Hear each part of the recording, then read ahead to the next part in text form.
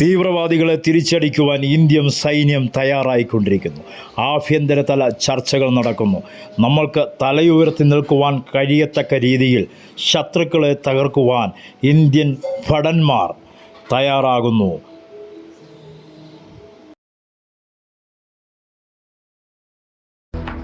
ജമ്മു കാശ്മീരിലെ പെഹൽഗാം ഭീകരാക്രമണത്തിന് പിന്നാലെ പാകിസ്ഥാനെതിരെ കടുത്ത നടപടിക്കൊരുങ്ങി ഇന്ത്യ.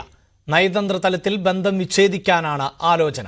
ആക്രമണത്തിന് പിന്നിലെ സൂത്രധാരനായ ലഷ്കർ ഭീകരൻ സെയ്ഫുള്ള കസൂരിയെ വിട്ടുനൽകാനും ഇന്ത്യ ആവശ്യപ്പെടും. ഏത് അടിയന്തര സാഹചര്യത്തെയും നേരിടാൻ സജ്ജമായിരിക്കണമെന്ന് പ്രതിരോധ മന്ത്രിയുടെ നേതൃത്വത്തിൽ ചേർന്ന ഉന്നതതല യോഗത്തിന് ശേഷം സൈന്യത്തിന് നിർദ്ദേശം നൽകി. അതേസമയം പ്രധാനമന്ത്രിയുടെ അധ്യക്ഷതയിൽ ഉടൻ കേന്ദ്ര മന്ത്രിസഭാ യോഗം ചേരും. ആർ കിരൺ ബാബുവാണ് വാർത്തയുടെ വിശദാംശങ്ങളുമായി ചേരുന്നത്. കിരൺ, ആക്രമണം നടന്ന മണിക്കൂറുകൾക്കുള്ളിൽ തന്നെ ആരാണ് ഇതിന്റെ സൂത്രധാരർ, ആരൊക്കെയാണ് ഇതിന് പിന്നിൽ എന്ന് കണ്ടെത്താൻ നമുക്ക് സാധിച്ചിരിക്കുന്നു. നിർണായകമായ തീരുമാനങ്ങൾ അല്പസമയത്തിനകം ആരംഭിക്കാൻ പോകുന്ന യോഗത്തിനുണ്ടാകുമെന്ന് വേണമോ പ്രതീക്ഷിക്കാൻ? അഭിലാഷ, ഇനി എന്താണ് നടക്കാൻ പോകുന്നതെന്ന് കൃത്യമായും വ്യക്തമാക്കുന്നതാണ് രാജ്നാഥ് സിംഗിന്റെ വാക്കുകൾ. പ്രതിരോധ മന്ത്രി രാജ്നാഥ് സിംഗിന്റെ വാക്കുകൾ: ഇന്ത്യ പൊറുക്കില്ല, മാപ്പില്ല, ദൃഢമായ മറുപടി നൽകും. ആ വാർത്ത ഉടൻ കേൾക്കാം. ഇതായിരുന്നു പ്രതിരോധ മന്ത്രിയുടെ മറുപടി. സ്വാഭാവികമായും ഇന്ത്യ എന്താണ് ചെയ്യാൻ പോകുന്നത്?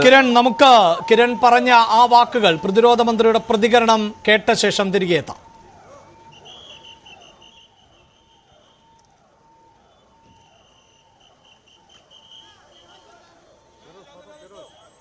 വളരെ പ്രധാനപ്പെട്ട യോഗമാണ് ചേരാൻ പോകുന്നത്.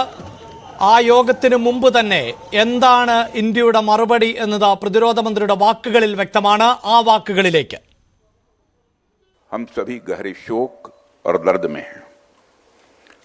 सबसे पहले मैं उन सभी परिवारों के प्रति अपनी गहरी संवेदना व्यक्त करता हूं जिन्होंने अपने प्रियजनों को खोया है। इस दुखद समय में दिवंगत आत्मा, भारत का एक एक नागरिक इस कायरतापूर्ण हरकत के खिलाफ एकजुट है।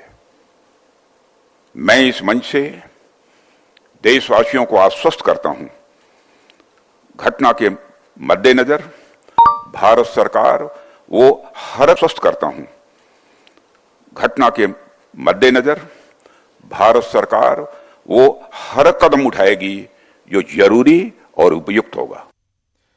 യെസ് കിരൺ, അത് തന്നെയാണ് കിരൺ സൂചിപ്പിച്ചതുപോലെ തന്നെ മറുപടി ഉണ്ടാകും എന്നതിൽ തർക്കമില്ല. ആർക്കാണ് മറുപടി നൽകേണ്ടത്, എപ്പോൾ എന്നതുൾപ്പെടെയുള്ള കാര്യങ്ങളിൽ കൃത്യമായൊരു തീരുമാനത്തിലേക്ക് രാജ്യം കടക്കുന്നു. അത് സംബന്ധിച്ച് തീരുമാനങ്ങൾ ഉടൻ ഉണ്ടാകുമെന്ന് വേണമല്ലോ മനസ്സിലാക്കാൻ. അതുതന്നെയാണ് ഏറ്റവും പ്രധാനം. പ്രതിരോധ മന്ത്രി രാജ്നാഥ് സിംഗ് നേരത്തെ ഇന്ത്യയുടെ 3 സേനയുടെയും തലവന്മാരുമായി ആശയവിനിമയം നടത്തിയിരുന്നു, അവരുമായി ചർച്ച നടത്തിയിരുന്നു. സ്വാഭാവികമായും ഇന്ത്യ എന്താണ് ചെയ്യാൻ പോകുന്നതെന്ന് സംബന്ധിച്ച ഒരു രൂപരേഖ, അതിൻ്റെ കൃത്യമായ ഒരു പ്ലാൻ ആ യോഗത്തിൽ തന്നെ ഉണ്ടായി എന്ന് വേണം കരുതാൻ. ഈ കാര്യങ്ങളൊക്കെ തീരുമാനിക്കേണ്ടത് ഇന്ത്യയുടെ രാഷ്ട്രീയ തീരുമാനം വന്നു കഴിഞ്ഞാൽ ആ രാഷ്ട്രീയ തീരുമാനത്തിനൊപ്പം കാര്യങ്ങൾ തീരുമാനിക്കേണ്ടത് ഈ സേനാ വിഭാഗങ്ങളാണ്. അതുകൊണ്ട് തന്നെയാണ് സേനാ വിഭാഗങ്ങളുടെ മേധാവികളുമായി ആദ്യം ചർച്ച നടത്തുകയും ആ കാര്യത്തിൽ അവരൊരു ധാരണ എത്തുകയും ചെയ്തത്. ഇനിയാണ് സുരക്ഷാകാര്യ യോഗം ചേരുന്നത്. ആ സുരക്ഷാകാര്യ യോഗത്തിൽ മന്ത്രിമാർ ചേർന്നുള്ള യോഗത്തിൽ അവർ അത്തരമൊരു തീരുമാനം കൂടി ഔദ്യോഗികമായി അത്തരമൊരു തീരുമാനം കൂടി എടുക്കും.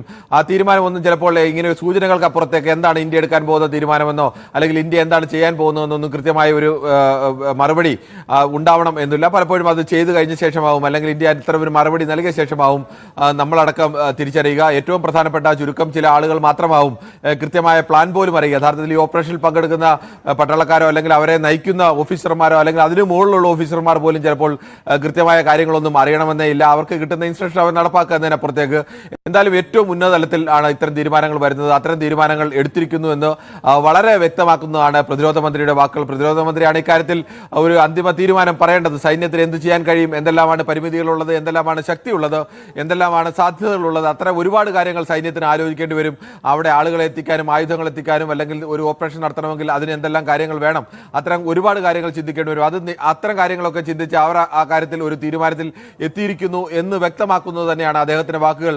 എന്തായാലും അത്തരം ഒരു വാർത്ത ഉടൻ ഇന്ത്യക്ക് ദൃഢമായ മറുപടി ഉണ്ടാവും. ആ വാർത്ത നിങ്ങൾക്ക് ഉടൻ തന്നെ കേൾക്കാം എന്ന് ഇന്ത്യയുടെ പ്രതിരോധ മന്ത്രി പറയുമ്പോൾ അത് ഇന്ത്യക്കാർക്ക് ഒരു ആത്മവിശ്വാസമോ അല്ലെങ്കിൽ ഇന്ത്യക്കാർക്ക് ഒരു പ്രതീക്ഷയൊക്കെ നൽകുന്നതിനപ്പുറത്തേക്ക് പാകിസ്ഥാന് മുൻകൂട്ടി ഒരു മുന്നറിയിപ്പ് കൂടി നൽകുകയാണ്.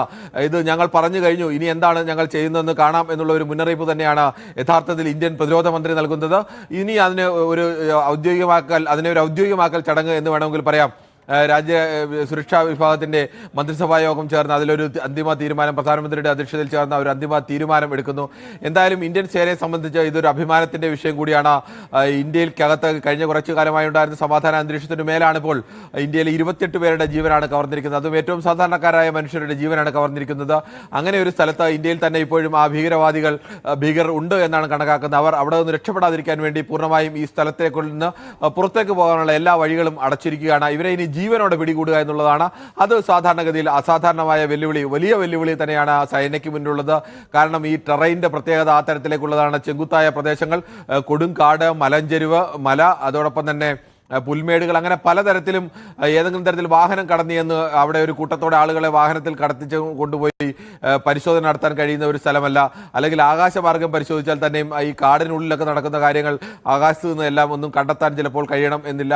അങ്ങനെ ഒട്ടേറെ പരിമിതികളുണ്ട്. പക്ഷേ ആ പരിമിതികൾക്കെല്ലാം അപ്പുറത്തെ ഒരു സാധ്യത എന്ന് പറയുന്നത് ഇവിടെ നിന്ന് ഈ ഭീകരർക്ക് ഏതെങ്കിലും തരത്തിൽ രക്ഷപ്പെടണമെങ്കിൽ പ്രധാനപ്പെട്ട വാഹനം കിട്ടുന്ന ഏതെങ്കിലും ഒരു വഴിയിൽ അവർക്ക് എത്താൻ കഴിയണം.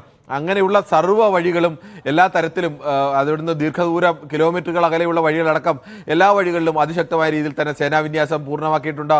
സേന അങ്ങനെ തന്നെ നിൽക്കുകയാണ്. ജീവനോടെ ഇവരെ പിടികൂടുക എന്നുള്ള വെല്ലുവിളി തന്നെയാണ്. ജീവനോടെ പിടികൂടാൻ കഴിഞ്ഞില്ലെങ്കിൽ മാത്രമാണ് ഇത്തരം ഘട്ടത്തിൽ വെടിവെച്ച് കൊല്ലുക എന്നൊക്കെ സാധാരണ ആളുകൾ ചിലപ്പോൾ പറയും, വെടിവെച്ച് അവരെ കൊന്നു തീർക്കണമെന്നൊക്കെ പറയും. പക്ഷേ സേനയെ സംബന്ധിച്ച് കൊന്നു തീർക്കുക എന്നുള്ളതല്ല, അവർക്ക് ഈ ഭീകരനെ ജീവനോടെ തന്നെ പിടികൂടിയെടുത്ത് അവനെങ്ങനെയാണ് ഇന്ത്യയിലേക്ക് കടന്നു വന്നത്, അവൻ ഏതെല്ലാം തരത്തിലാണ് ഓപ്പറേഷൻ നടത്തിയത്, അവന് എവിടുന്നൊക്കെ സഹായം കിട്ടി, ഏത് സമയത്താണ് വന്നത്, നമ്മുടെ ഏത് സുരക്ഷാ വീഴ്ചയാണ് ഇവർ മുതലാക്കിയത്, അങ്ങനെ ഒട്ടേറെ കാര്യങ്ങൾ ഈ ഭീകരാക്രമണവുമായി ബന്ധപ്പെട്ട്